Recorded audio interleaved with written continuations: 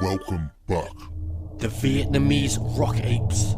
Everyone has heard of cryptids, mysterious creatures, the existence of which is disputed by mainstream science, such as the Loch Ness Monster, the Sasquatch, the Yeti, while rock apes, or beta-tooths as they are called in Vietnam, are nowhere near as well known as the aforementioned cryptids. Sightings of these mysterious creatures by American troops in the jungles of Vietnam throughout the course of the Vietnam War were surprisingly numerous, with many witnesses giving extremely detailed accounts of sightings. One particular hill in Vietnam was the site of so many rock ape sightings that it became known as Monkey Mountain.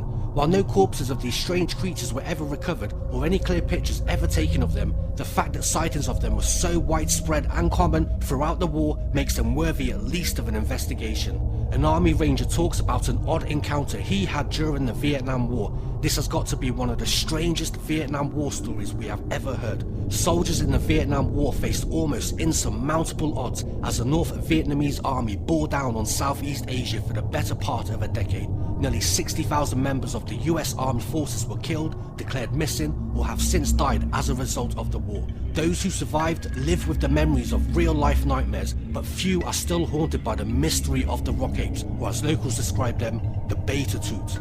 According to many local historians, stories of the beta-tooth actually predate the Vietnam War. Regional variants from Laos and Borneo have added to the beta-tooth myth for decades, but many more are shared within the Vu Quang Nature Reserve. The people who live there call the creature beta-tooth, but also loosely translated as jungle people. When standing upright, evidence or legend places the beta-tooth at around 6 feet tall, a hairy, ape-like beast, not to be mistaken with Bigfoot, who is more familiar to North America. The beta-tooth range in ferocity according to regional folklore, with the most aggressive variant said to be found in Borneo. The first ever recorded sighting of the beta-tooth was in 1918, but it wasn't until war scorched the jungle habitats that stories of the beta-tooth's rage became more popular.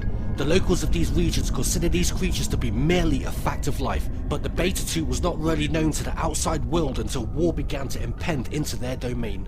Craig P.J. Jorgensen shared his eyewitness account. In 1969, I served as a 19-year-old sergeant, E5 with H Company, Ranger 75th Infantry, and later with Apache Troop, 1st of the 9th Cavalry of the 1st Air Cavalry Division in Free Corps, South Vietnam. I served as a ranger and later as a squad leader and point man with the Blues Recon Platoon.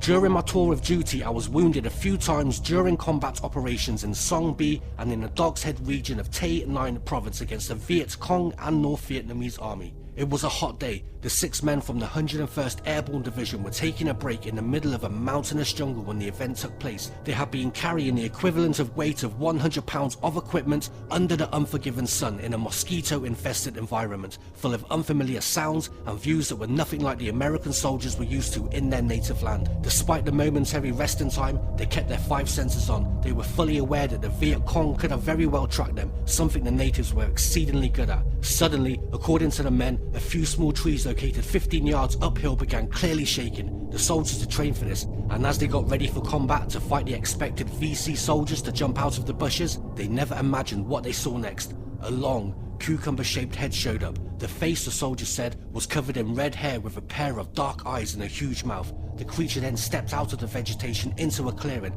allowing the group to observe the rest of its muscular body, which was also featured by the same type of red hair. The purported cryptid wasn't taller than 5 feet and it walked upright. It stopped, looked at them as though scrutinizing each and every one of the soldiers. "What the hell is that?" one of the soldiers recalls muttering. "It's a rock ape," said another. "No it ain't, I've seen rock apes, that sure as hell isn't a rock ape to me," a third man said. The warriors didn't take their eyes off of the creature. "It's an orangutan, isn't it?" asked the first soldier again. "Well, if it is, then he can't read a map. There are no orangutans in Vietnam." In contrast, some encounters with the beta-tooth have concluded without violence. In some of the more isolated villages of Sumatra, locals claim to have even had close encounters with a beta-tooth, in some cases even offering food and sharing moments watching as the beta-tooth would eat and speak in an unidentified dialect. Is it possible that locals and American GIs confused a headstrong orangutan with a monstrous cryptid? We may never know for sure.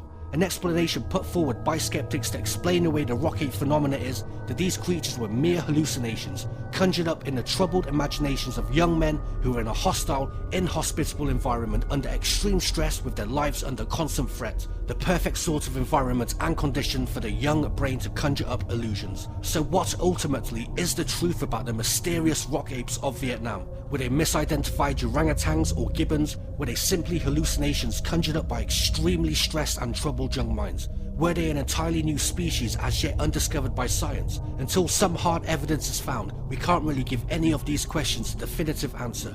Perhaps some lucky researcher will come up with something and surprise the world. After all, the existence of the giant squid, the mythical kraken, long thought to be nothing but a legend, was proven to be real. Until then though, stories of rock apes remain just that, stories. But stories told by brave, young, healthy men who would gain nothing by making up these types of stories, and that there was a risk of being ridiculed or labelled crazy. So that's another mystery wrapped up for today. So until the next one,